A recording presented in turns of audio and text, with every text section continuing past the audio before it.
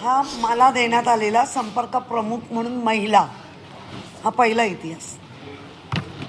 त्यानंतर मी जेव्हा महापौर झाली, उद्धव बाळासाहेब ठाकरे यांनी मला जे आशीर्वाद दिले किंवा मला ती संधी दिली, ती बिनविरोध महापौर हे मला वाटतं माझ्या वेळेला पहिल्यांदा घडलं.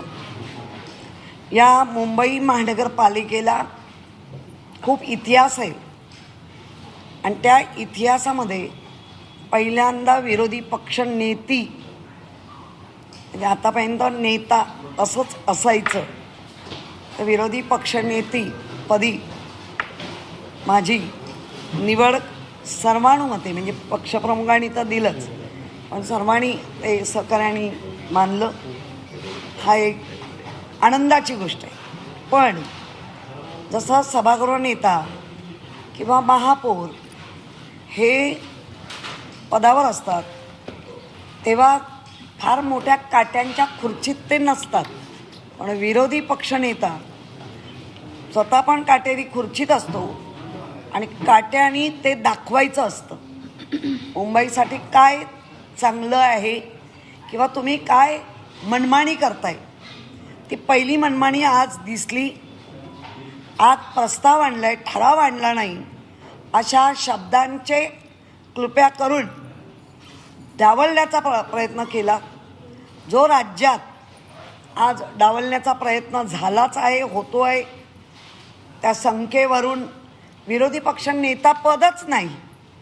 खरं म्हणजे संविधानामध्ये जरी संख्येचे अंकांची संख्या आणि संख्यांचं अंकगणित मांडलं जातं, तरी विरोधी म्हणून दिल्लीसारख्या ठिकाणी आणखीन 1-2 शहरामध्ये अतिशय कमी संख्येने असूनही विरोधी पक्षनेता पद दिलं गेलं आहे. पण महाराष्ट्रामध्ये मात्र हे घडूनही दिलं जातं आहे.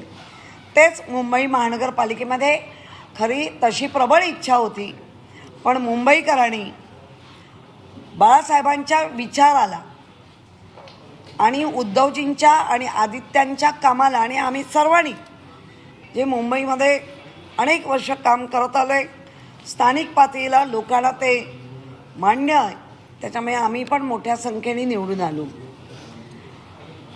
विरोधी पक्षाला पेसच द्यायचं नाही, हा जो काही त्यांचा प्रयत्न आहे त्या ह्याच्यावरती बोलायला नाही दिला. आजचा प्रसंग म्हणजे जो सभागृहामध्ये जो एक दिवस आधी मेट्रो, अख्ख्या मुंबईत मेट्रोनी सगळ्या मुंबईकरांचं जनजीवन विस्कळीत केलं आहे, धुलीमय केलं आहे, खड्डेमय केलं आहे, त्यावर जे घडलं त्यावर बोलायलाच दिलं नाही.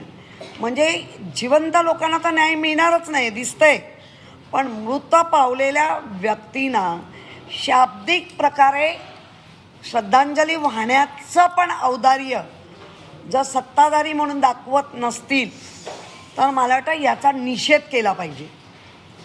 ज्या प्रकारे हादसा घडला त्याच्यामध्ये बाहेरून आलेला जौनपूरवरनं आलेली व्यक्ती होती, जे जौनपूर मतदारसंघ माननीय सन्माननीय पंतप्रधान यांचा तो मतदारसंघ, त्या मतदारसंघातल्या व्यक्तीला मृत पावला.